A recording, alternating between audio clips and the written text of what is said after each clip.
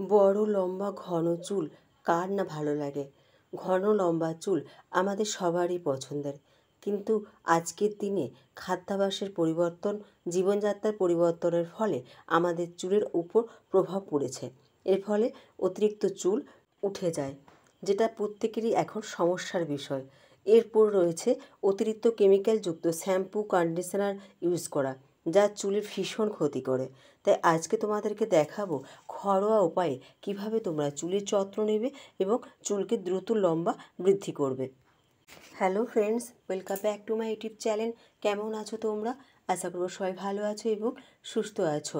আর আজকে দেখাবো ঘরোয়া উপায়ে তোমরা কিভাবে চুলের যত্ন নেবে, চুল দ্রুত বৃদ্ধি করবে। চলো কথা না বাড়িয়ে সরাসরি আমরা ভিডিওতে চলে যাই। প্যাকটা তৈরি করতে প্রথম যে উপকরণটা লাগবে তা হচ্ছে কারি পাতা। 1 মুঠোর মতো কারি পাতা নেবে। কারি পাতাতে রয়েছে vitamin B, C, iron, calcium ও অ্যান্টিঅক্সিডেন্ট, যা মাথার ত্বককে পুষ্টি যোগায়, চুলের গোড়া মজবুত করে, চুল পড়া কমিয়ে দেয়। এর সাথে লাগবে 2 কুচানো পেঁয়াজ। পেঁয়াজের রস চুলের ক্ষেত্রে ভীষণ উপকারী। এটা ত্বকের পুষ্টি যোগায়, মাথার ত্বকের পুষ্টি যোগায়, চুল পড়া কমায় এবং এতে রয়েছে প্রচুর পরিমাণে সালফার, যা চুলকে দ্রুত বৃদ্ধি করতে সাহায্য করে। এবার গ্যাসের উপরে যে কোনো পাত্র বসিয়ে দাও, দিয়ে 1 কাপের পরিমাণ মতো নারকেল তেল দাও।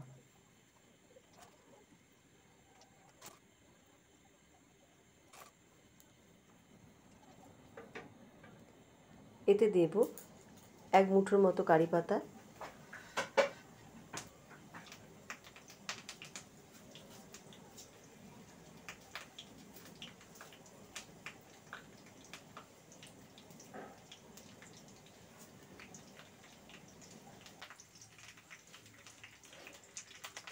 পেঁয়াজ কুচোনো,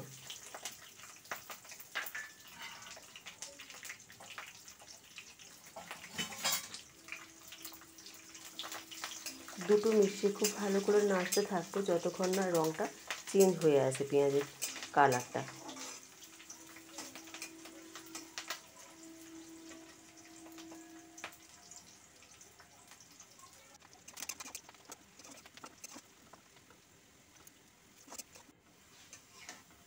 দেখো পেঁয়াজ এবং কারি পাতা দুটোরই কালার চেঞ্জ হয়ে গেছে। এবার গ্যাসটাকে অফ করে দেবো আর এটাকে ঠান্ডা হতে দেব।